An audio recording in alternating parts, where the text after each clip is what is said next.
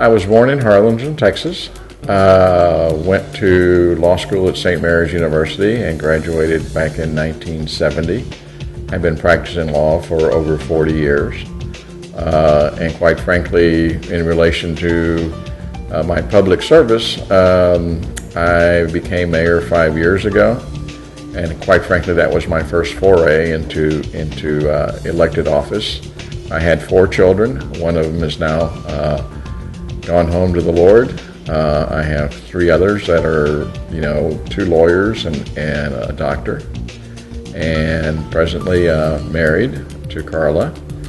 And been living in Brownsville for approximately, close to 40 years now.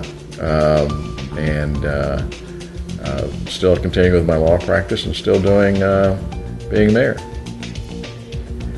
Well, I've always had an interest in public service. But what happens is, I think all of us who have been on this journey for some period of time, how do you prioritize? It's as Dr. Seuss says, it's a great balancing act. So you have your family, you have your business, you have to make a living. Education for me has been the cornerstone of how I grew up and what I believed that my children needed to have was a good education. If I left them nothing else, they had to be well educated. The entire valley has great people, but there was a certain special attraction to the Brownsville area. Ever since I came down, since I was about 5 years old, there was something, what can I tell you, there was something attractive about it, that there was something, it had a soul, okay? It had a soul, and if you look at architectural people, they talk about it has good bones. And so Brownsville I had an attraction to older cities for whatever reason, and it had a lot of charm, it had a lot of attractiveness in the sense of it's been here for a long time, and I have definitely a love for antiques, for history, for things that give you a sense of base, if you would. The valley is got, and this is not Chamber of Commerce talk, it is basically the reality. You have a pool of citizens, young people, who I think have been underserved for a long period of time. Most of us went away to go to school. And now you're having the educational opportunities here. You're having companies like SpaceX that offer, in the science field, an unparalleled opportunity that most of us never even thought about or dreamed about being here. And so I think what happens is you're going to see not only an explosion of talent from within, you're going to see a lot of other talent coming into the valley. Tell you what, you have to have a sense of courage to do the right thing. And scouting does that. I've seen a whole lot of great men and women look back and go to those values that allows them to know that they're doing the right thing for the right reason and then doing it right.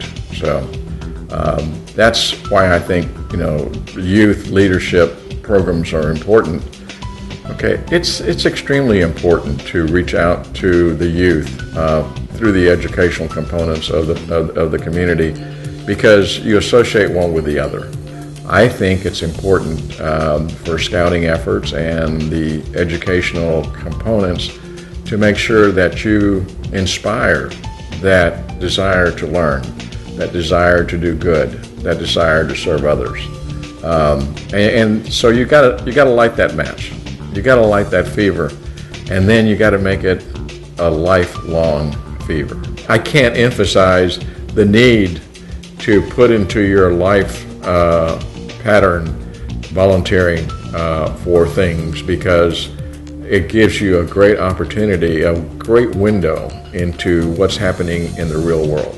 That I learned so much for so many people, and I find so many wonderful souls out there that are in need of something or other, whether it's just a kind word or whether it's a referral to someone who you know that can provide you an opportunity. those are really what really rounds out your life and makes it really gorgeous. The thing about it is, I do want to express my appreciation for the Girl Scouts and the Boy Scouts, the scouting effort in the Valley. And I've been around for a long time, and I mean, I'm sitting here thinking, you know, I actually went to camp somewhere around Rio Hondo. I forgot the name of the camp. But anyway, it was all, in looking back, it was a great experience and things that you never forgot.